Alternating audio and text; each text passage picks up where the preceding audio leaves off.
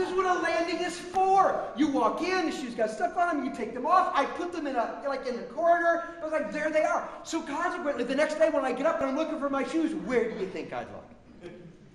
I go to the shoe storage location, otherwise known as the landing. And I walk there, and it's like 9 times out of 10, or so it seems, they're not there. And it's like, Sandy! Or now I've just learned to go look in the garage, because my wife will have taken my shoes and thrown them in the garage as though my shoes didn't matter to anyone. It looks as though they've been discarded with contempt and anger. And I'm like, okay, now I got in my stocking feet, I have to go through the garage, find my shoes, put them on. I said, look, I pay for this house. I make the mortgage payments, I should be able to put my shoes where I want. And it's the goofiest thing on the planet. Okay, now, imagine Sandy was up here telling the same story. And she goes, you know what, it's my house and I like to make it look good. And I ask one simple thing.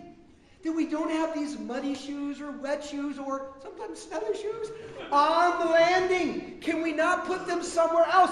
Dave, you make me so mad because you just can't act responsibly when it comes to your shoes. And of course, Sandy and I have never actually had a conversation over this matter. I thought this is how I would break the ice.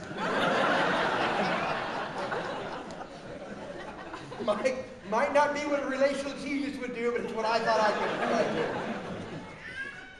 You know, the bottom line is we get angry, and sometimes we get angry over the littlest things. But other people will do stuff that make us mad. We don't like to call it anger, though, because that sounds too big and wrong. So we've invented other words. Are you mad? No, I'm irked. Oh, that's okay. I'm peeved. Or maybe another P word that I'm not going to say right now.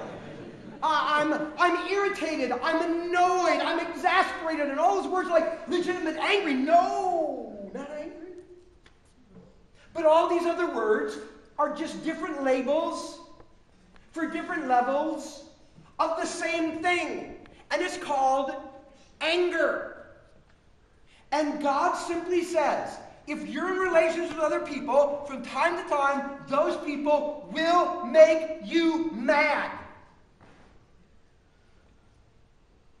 Accept it.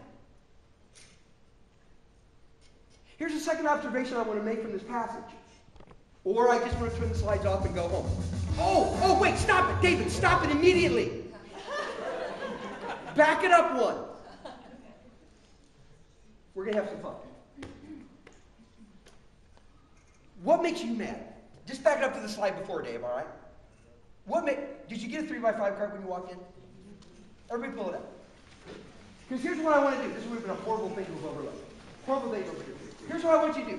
I want you to take out that card, and I want you to write on that card something that makes you mad. Now, you're not going to put your name on it, okay? Nobody's going to know. You might want to shield it from the person next to you. But I want you to just write in there. Now, okay, here's the deal. What we're going to do, I'm going to give you like 3 minutes to do this. And while you're thinking about, and it needs to be something that other people do that make you mad.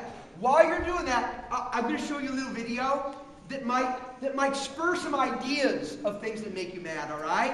And then as the video is concluding, the ushers are going to come by. I want you to pass your cards out. We're going to collect them, so don't put your name on them. Because listen, your responses will dictate how the message ends today. So you control where we go in the last part of the message.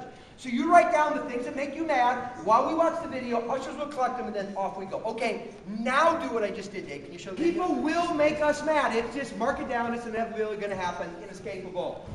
Second observation I want to make is that feeling angry is not wrong. Think about that. You know, the fact that in your anger, do not sin does not say don't get angry. Can you see the difference? It doesn't say don't get angry. It says in your anger, don't behave this way. Did you know the reality is our capacity to get angry is God-given? That in order for you and I to fully express our humanity, We need the capacity to get angry in the face of certain things.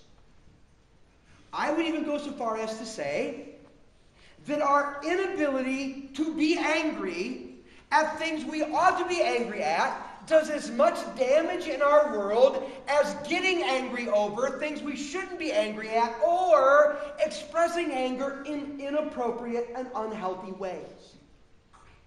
What I would like for everyone to do today is to cut themselves a little slack and stop thinking that you are somehow defective, you are warped, you are broken because you can feel anger. God gave you the ability to feel anger because God himself is a God who feels anger. Now, it's usually completely unlike any kind of anger we feel, or he does with it differently than we do.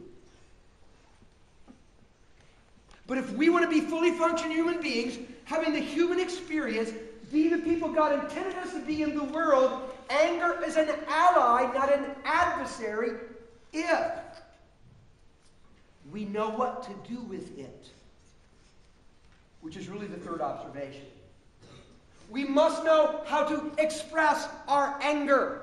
It is not feeling angry that's the problem. It's how we express the anger we feel that is almost always what the problem is.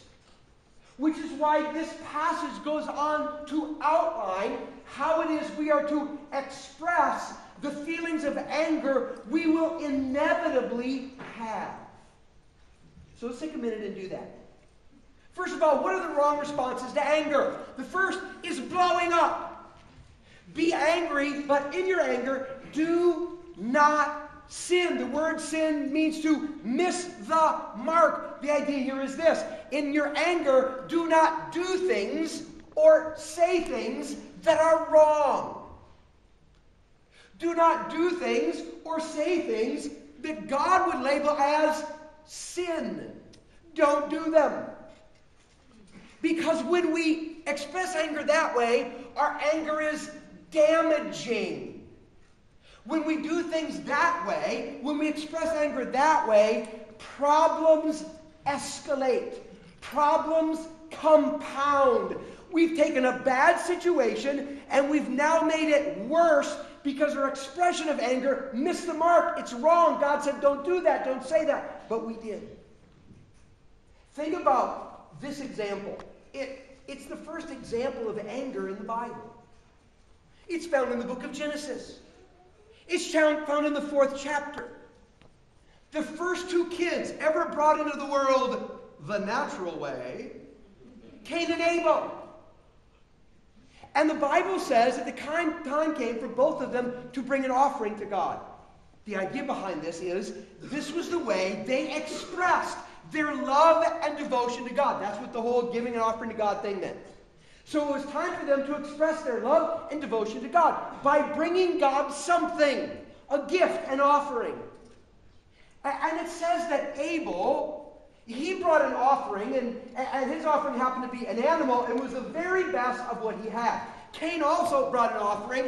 He did crops, so he brought a crop offering. But the problem is, it wasn't the best of what Cain had to offer. And his attitude in offering it wasn't really what it should have been. So what happened is that God looked at the offering that Abel brought and said, man, that's awesome, thank you so much. But he looked at the offering that Cain brought and he said, I can't accept it. Because it's not your best and your attitude's kind of messed up.